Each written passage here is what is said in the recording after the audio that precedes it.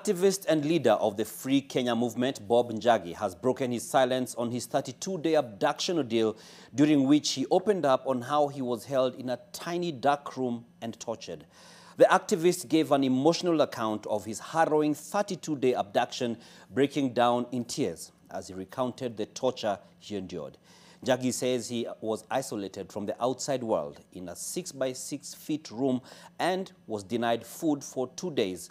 And as NTV's Rosa Angoi reports, despite the torture, the activist says that he is ready to forgive the abductors, but he plans to sue the state.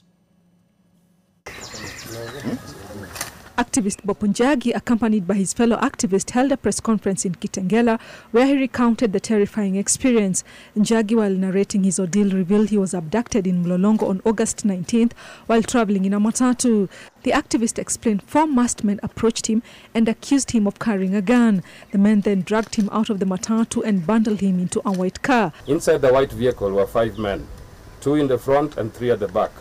We drove for close to 1 hour, while all the time I was assaulted until we came to a sudden stop. I was then blindfolded and handcuffed at the back and moved into a second awaiting vehicle that had 4 men. Who are the people? We are the people. Watu ni nguvu. After being driven into an unknown location, Njagi was eventually confined to a dark room where he spent 32 days isolated from human contact. I was whisked away into a building and ushered into a small and very dark room. It was the size of 6 feet by 4 feet. I was left on the floor handcuffed at the back and blindfolded for 2 days without food. Only some water.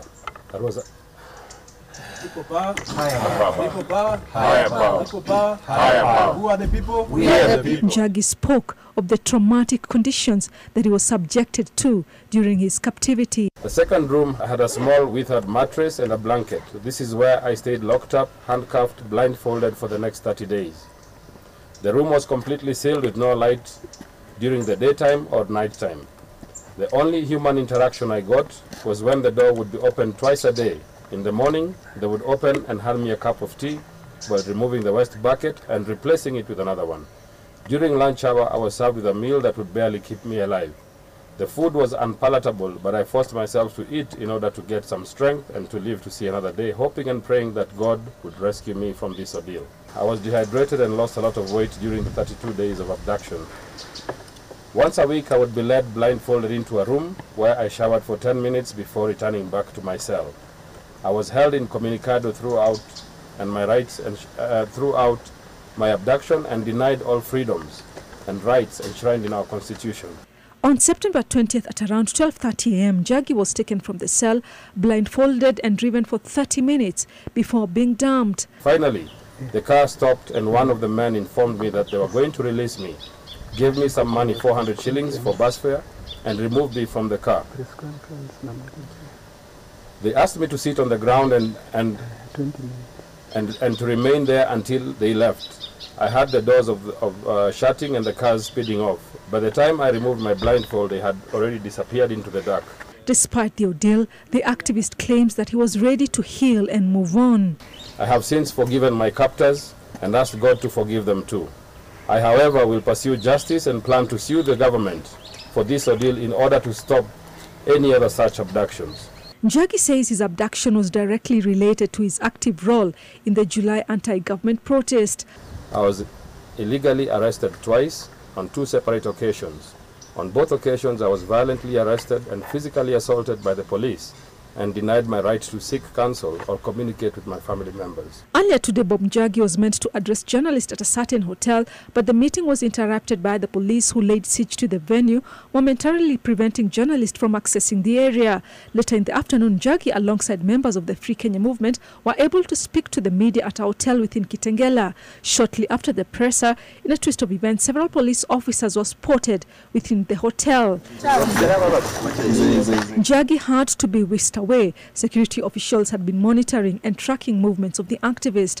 Government of the day made all efforts to make sure that he does not speak to the media. And that is why we are hiding in the bush to address the media. When this press conference was called, the DCC of Isinya instructed the AP commandant and the DCI Kitengela to come and disrupt a legal press conference invited by a man that has suffered. You may have abducted Bob and the other guys. You may have killed us in the street. You may want to suppress us, but we are not going to stop. You may kill a revolutionary, but you cannot kill a revolution. On the same day Njagi was taken, two brothers, Jamil and Aslam Longton, were also reportedly abducted by masked men in Nasubaru. The Longton brothers were also found later in Gashie, Kiambu County, after a public outcry. However, the police kept saying they did not know the whereabouts of Njagi and the Longton brothers during the abduction. While the families of Njagi and the Longton brothers are relieved to have their loved ones back, concerns remain over the safety of activists in Kenya. For example, there is a bill that is meant to actually control people like Bob Njagi and the Free Kenya movement for not going to the streets. The anti-protest bill. This is total rubbish. I think it is unconstitutional. It should be rejected in its own, in its own violence and demerits, and the Kenyan people must stand up. I shall continue to lobby for good governance and accountability. I remain to be a strong voice for the weak, the marginalized in society. In the past, the National Police Service has denied any involvement in the disappearances. However, Deputy President Rigathi Gachagua claims police have been misleading the president that there are no abductions. The DP said security agencies are taking Kenyans back to the dark days. Rozongoi, NTV.